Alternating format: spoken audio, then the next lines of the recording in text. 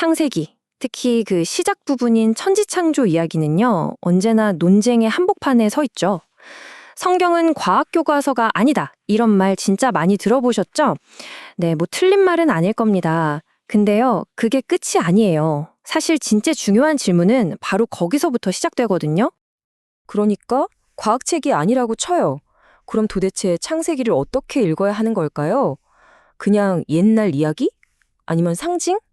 오늘 바로 이 질문에 대한 아주 흥미로운 새로운 관점 하나를 소개해 드릴까 합니다. 창세기를 뭐랄까 훨씬 더 입체적으로 들여다보는 방법이죠. 네, 바로 세 가지 관점을 하나로 보는 겁니다. 히브리어학자인 스티브 보이드 박사가 아주 재밌는 비유를 드는데요. 마치 우리가 3D 영화를 볼 때 쓰는 안경처럼 창세기도 세 개의 다른 렌즈를 통해서 동시에 봐야 그 진짜 깊이가 보인다는 거예요. 중요한 건 이 세 가지 관점이 서로 막 싸우는 게 아니라는 겁니다. 오히려 서로 도와서 하나의 완전한 입체적인 그림을 만들어내는 거죠. 그 세 가지 렌즈가 뭐냐면요. 바로 역사, 문학, 그리고 신학입니다. 여기서 핵심은요. 이게 셋 중에 하나만 골라라 이런 문제가 아니라는 거예요. 그러니까 창세기는 실제로 일어난 역사고요. 동시에 아주 뛰어난 문학 작품이고 또 그 모든 걸 통해서 깊은 신학적 진리를 전달하는 텍스트라는 거죠. 이 세 가지가 정말 기가 막히게 하나로 엮여 있다는 겁니다. 맞아요. 우리는 자꾸만 둘 중 하나를 선택해야 한다고 생각하잖아요. 이게 역사적 사실이면 문학은 아닐 거야. 혹은 이렇게 문학적이면 이건 그냥 지어낸 이야기겠지 하고요.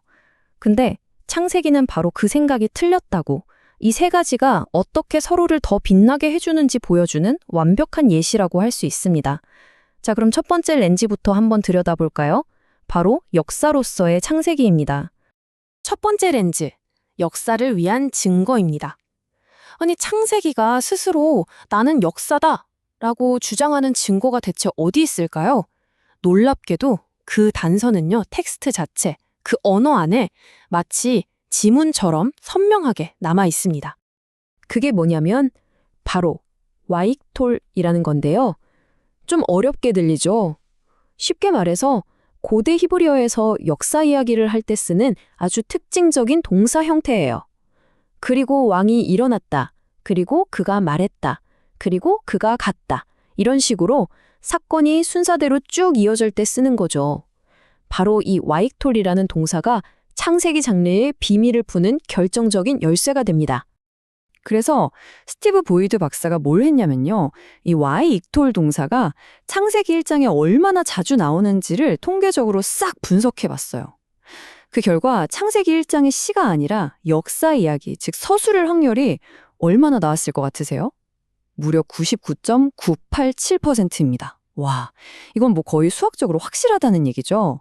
텍스트가 자기 입으로 나는 역사 이야기입니다 라고 외치고 있는 거나 마찬가지예요. 이런 차분한 서술 방식은요, 당시 주변에 있던 다른 나라들의 창조 신화랑 비교해보면 정말 그 차이가 확 드러납니다. 그쪽 신화들은 어땠냐면요, 막 신들끼리 피 터지게 싸우다가 죽은 신의 시체를 쫙 찢어서 그걸로 하늘 만들고 땅 만들고 이런 식의 굉장히 과장된 서사시가 대부분이었거든요. 근데 창세기는요? 그런 거 전혀 없죠. 그냥 있었던 일을 담담하게 기록하는 듯한 톤을 처음부터 끝까지 유지해요. 이건 그냥 우연이 아니라 아주 의도된 차이라는 겁니다. 그리고 저자의 태도만 봐도 알 수 있어요.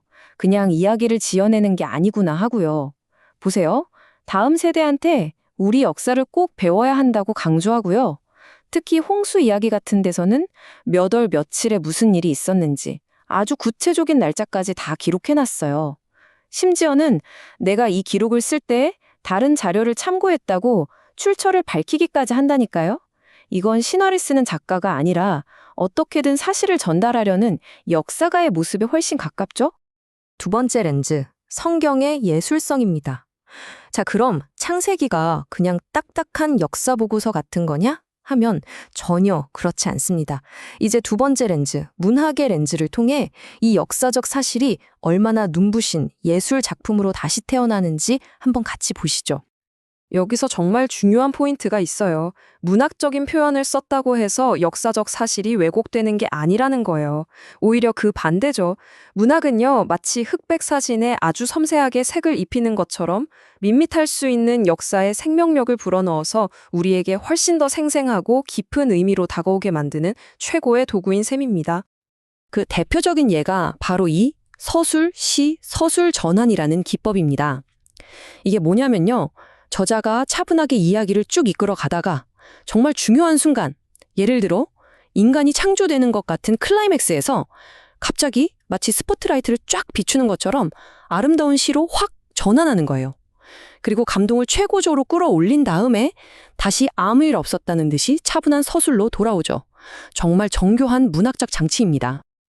아담이 이브를 처음 딱 마주하는 장면 기억나시죠? 그때 아담이 뭐라고 외칩니까?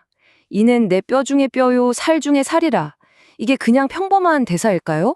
아니죠. 그 자체로 완벽한 한 편의 시입니다. 이처럼 창세기는 가장 중요한 순간에 이런 문학적 장치를 탁월하게 사용해서 그 순간의 벅찬 감정을 우리에게 그대로 전달하는 거죠.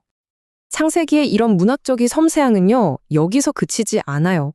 하나님이 흙으로 사람을 빚으시는 장면은요, 마치 숙련된 도공이 최고의 작품을 만드는 것처럼 예술적으로 묘사돼 있고요.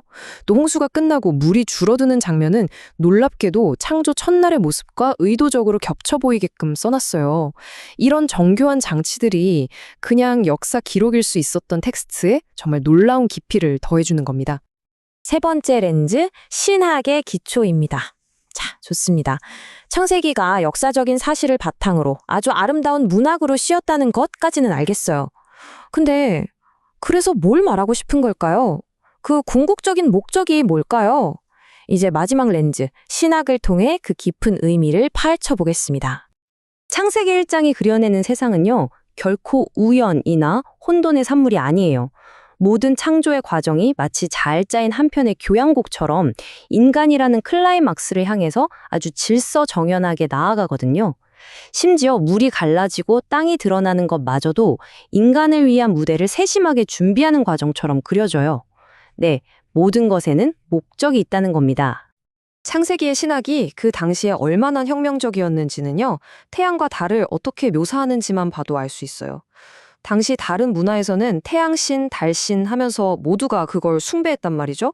엄청나게 강력하고 변덕스러운 신으로요. 근데 창세기는요, 이름조차 안 불러줘요. 그냥 큰 광명체, 작은 광명체. 이게 무슨 뜻일까요? 이건 단순한 묘사를 넘어서서 너희가 신이라고 부르는 저것들은 그냥 만들어진 물건에 불과하다라고 선포하는 아주 강력한 신학적 선언이 셈입니다. 자, 그럼 그 유명한 구절이죠. 인간이 하나님의 형상으로 만들어졌다. 이게 도대체 무슨 뜻일까요?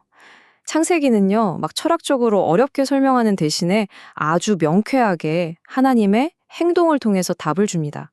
보세요. 하나님은 말씀하시고, 만드시고, 보시기에 좋다고 평가하시고, 이름을 붙여주시고, 또 복을 주시죠. 그리고 바로 그 능력들을 우리 인간에게도 주셨다는 거예요. 그러니까 우리가 하나님의 형상이라는 건 바로 이런 창조적인 역할들을 감당하도록 부름받았다는 뜻이 되는 겁니다.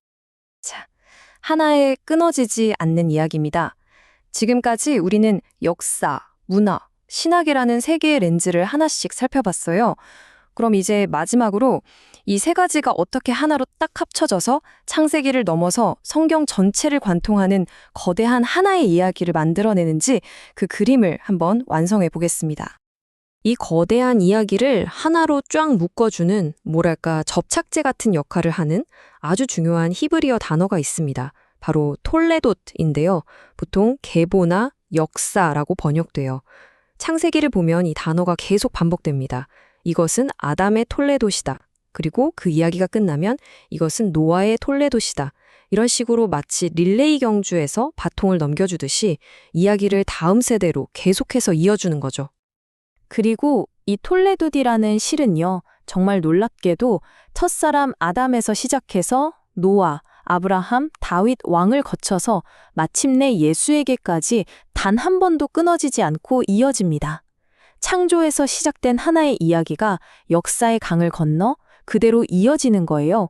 바로 이것이야말로 성경이 그냥 이런저런 신화들을 모아놓은 책이 아니라 처음부터 끝까지 거대하게 연결된 하나의 서사라는 가장 강력한 증거라고 할 수 있겠습니다. 그래서 이 모든 게 대체 왜 그렇게 중요하냐고요? 그건 바로 신앙이라는 것이 그냥 막연하게 어둠 속으로 점프하는 게 아니라 실제 역사에 아주 단단하게 뿌리내리고 있다는 걸 보여주기 때문입니다. 창조부터 시작된 이 모든 이야기가 그냥 지어낸 신화가 아니라 우리와 똑같은 시간과 공간 속에서 실제로 벌어진 사건들의 기록이라는 아주 중요한 선언인 셈이죠. 자, 오늘 이야기를 마무리하면서 이 질문을 한번 던져보고 싶습니다. 만약 역사적 사실과 아름다운 문학과 그리고 그 너머의 깊은 신학적 의미가 이처럼 완벽하게 하나의 텍스트 안에서 얽혀 있을 수 있다면 어쩌면 우리는 창세기뿐만 아니라 우리가 접하는 다른 모든 고대의 글들을 너무 단편적으로, 너무 납작하게만 보고 있었던 건 아닐까요? 한 번쯤 다시 생각해 볼 만한 질문인 것 같습니다.